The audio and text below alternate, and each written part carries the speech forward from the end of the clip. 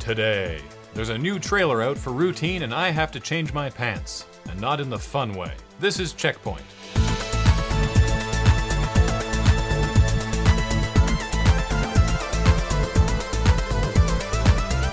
Welcome to CheckPoint, Where I am thoroughly enjoying Halo 4. Wait, Halo 4? That came out in November. Yeah, I am just catching up. Okay. It's old news by now that Australia finally has R18 plus rated games, so obviously all the good stuff is coming to the land of kangaroos, didgeridoos, and fantastically poisonous spiders, right? Wrong. The Australian Games Classifications Board has figured out they can just refuse to classify games. State of Decay was refused classification for referencing actual drugs, while Saints Row 4 was refused for referencing drugs, implied sexual acts, and good old anal probing. We're learning a lot about you, Australia. Evidently, you're not into drugs or butt stuff. Molly Jam 2013 is upon us, and we're excited.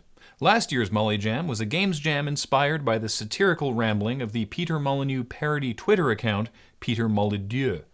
This year, they're going big, and participants will be challenged to create games based on one of 22 actual quotes from Peter Molyneux himself. I can't wait to play games based on quotes such as, "The engine isn't finished, her buttocks are wrong," or, "If you go into battle, you could win a ginger-haired person." But I absolutely do not want to play a game based on, "I still have nightmares about holding German sausages above my head." Speaking of nightmares, Lunar Software's first-person horror title, Routine, has a new pant-shittingly scary alpha gameplay trailer that shows off the game's wide array of dark corridors, mysteriously abandoned public spaces, and unstoppable killer robots. It also reveals the game will have Oculus Rift support. Look guys, I know you're serious about your scares, but if everyone playing Routine dies of a fright-induced heart attack, it will be great marketing, actually. Keep up the horrible work. Do you hate your Apple or Android tablet and/or smartphone? Are you also looking for a fun multiplayer experience that can only end in tears? Try BAMF. A multiplayer touchscreen game, BAMF challenges players to be the first one to change all the symbols to their color before their opponents can, by furiously jabbing their tablet or phone until someone wrestles it away from them, judging by this official video.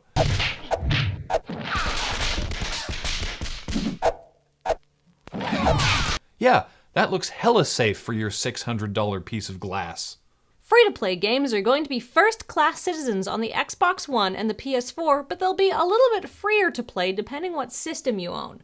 If you want to fire up a free-to-play game on your PS4, go for it. Although the PS4 will require paid games to run their multiplayer through Sony's new paid PlayStation Plus membership, free-to-play games will be exempt and therefore actually free.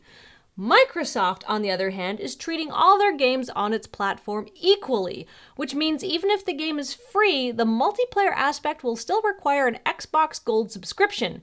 That means free-to-play on the Xbox One is actually closer to at least $5 per month to play. Unless you're playing Farmville, I guess. Okay, next week, no Xbox news. None of it. Don't care what happens. We're not covering any more Xbox news. But what if something really exciting happens? Like their headquarters blow up. We can't make that promise, Graham. Yeah, we can't back that up. Unless you pay us.